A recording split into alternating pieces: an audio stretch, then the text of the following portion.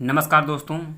तो देखिए, सरकार ने सरकारी नौकरी की तैयारी करने वाले स्टूडेंटों के लिए एक अच्छी खासी मुसीबत खड़ी कर दी है। इसके पहले जो है पेट का एग्ज़ाम हुआ था। अभी पेपर पेट के थ्रू एक भी एग्ज़ाम हो नहीं पाया है, एक भी भर्ती हो नहीं पाई है। इसके बाद अभी उससे सभी स्टूडेंट उबरे ही नहीं हैं उस सदमे से। तब तक एक नया आ गया है कि समूह ग की सभी सरकारी नौकरी के लिए कंप्यूटर कोर्स अनिवार्य कर दिया गया है। मतलब अब जो भी नई सरकारी नौकरी आएगी उसके लिए 1 साल का कंप्यूटर कोर्स अनिवार्य कर दिया गया है। अगर आपने ट्रिपल सी किया है तो आपका ट्रिपल सी बेकार हो गया है। अब उसके लिए आपको 1 साल का कंप्यूटर कोर्स अनिवार्य कर दिया गया है समूह ग की जितनी भी नौकरी हैं। तो आज के वीडियो में हम लोग देखेंगे कि समूह ग के अंतर्गत कौन सी नौकरी आएगी और कौन कौन सा कंप्यूटर कोर्स ऐसा है जो इसमें मान्य होगा, जिसको करने के बाद हम सरकारी नौकरी का फॉर्म भर सकते हैं। तो देखिए, यहाँ समूह ग की सभी सरकारी नौकरियों के लिए कंप्यूटर कोर्स अनिवार्य हो गया है। अब इसमें देखिए कौन कौन सी समूह ग के अंतर्गत आती हैं नौकरियाँ। तो इसमें देखिए हमारा पहले वे सभी नौकरियाँ जिनके लिए पेट अनिवार्य है। जिस भी नौकरी में पेट है वो सभी समूह ग की ही नौकरियाँ हैं, क्योंकि पेट जो है पेट के अंतर्गत जितनी भी भर्ती होगी वो सब समूह ग की होंगी। मतलब जहाँ भी पेट मांगा है वो समझ लीजिए कि नौकरी समूह ग की है। अब इसमें हम देखेंगे कि कौन कौन सी नौकरी इसके अंतर्गत आती है। तो देखिए, बीडीओ, लेखपाल, नर्सिंग, आईटीआई टीचर, समीक्षा अधिकारी है, कंप्यूटर ऑपरेटर है। तो ये जितने भी आदि और भी नौकरियां हैं, तो जितनी भी ऐसी हैं जिनके लिए कुछ कंप्यूटर योग्यता मांगता है तो वो सब समूह ग के अंतर्गत आती हैं। उनके लिए जो है कंप्यूटर कोर्स अनिवार्य है। तो अब हम लोग देखेंगे कौन कौन सा कंप्यूटर कोर्स अनिवार्य है। अब देखिए हमारा है कि कौन कौन से कंप्यूटर कोर्स होंगे मान्य। तो इसके लिए आप ध्यान से इसको देखिएगा और इसमें जितने भी होंगे कोर्स मान्य होंगे उनको सबको बताया गया है।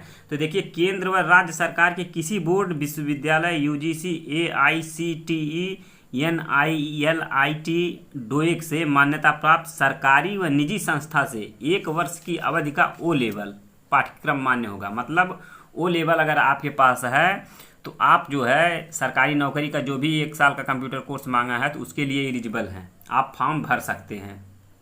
अब देखिए दूसरे नंबर पे है कि इसी तरह इंटर के बाद 1 साल की अवधि वाले 28 कंप्यूटर पाठ्यक्रमों को भी मान्यता प्राप्त किया गया है। मतलब इंटर के बाद जो लगभग 28 कंप्यूटर पाठ्यक्रम हैं उनको मान्यता दिया गया है। इंटर के साथ ही पीजीडीसीए, डीसीए पाठ्यक्रम पास होने वाले को भी पात्र माना जाएगा। मतलब अगर आपने पीजीडीसीए किया है या डीसीए किया है तो आप इस वैकेंसी में फॉर्म भर सकते हैं।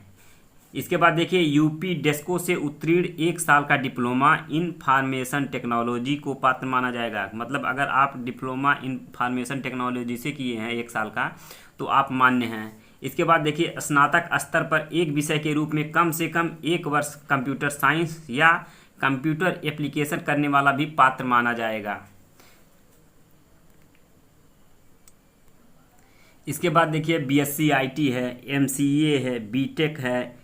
बीटेक में देखिए ए लेवल, बी लेवल व सी लेवल वाले भी पात्र माने जाएंगे। इसके बाद देखिए, BCA, MCA, cyber law and security ये भी मान्य होंगे। मतलब ये कोर्स आपने किया है तो आप फॉर्म भर सकते हैं। इसके बाद आईटीआई से 52 सप्ताह का कोर्स भी मान्य होगा। मतलब आईटीआई में अगर आपने 1 साल का डिप्लोमा किया है आईटीआई के थ्रू तो वो भी मान्य होगा। इसके बाद इंटर के बाद देखिए है डिप्लोमा इन ऑफिस ऑटोमेशन। अगर आपने इंटर किया है और इसके बाद diploma in office automation and publishing, diploma in office management के साथ साथ लगभग 35 डिप्लोमा कोर्स हैं जो कंप्यूटर से संबंधित है, सभी मान्य किए गए हैं। तो इसमें देखिए 35-40 का नाम है। अगर हम 35-40 का नाम लेंगे तो बहुत ज़्यादा टाइम लग जाएगी। तो ये सब है हमारे लिए, अगर हमको सरकारी नौकरी करनी है तो ये सब कंप्यूटर कोर्स हमारे पास नितांत ही आवश्यक है और होने चाहिए। तो चलिए, जानकारी कैसी लगी कमेंट में ज़रूर लिखिएगा।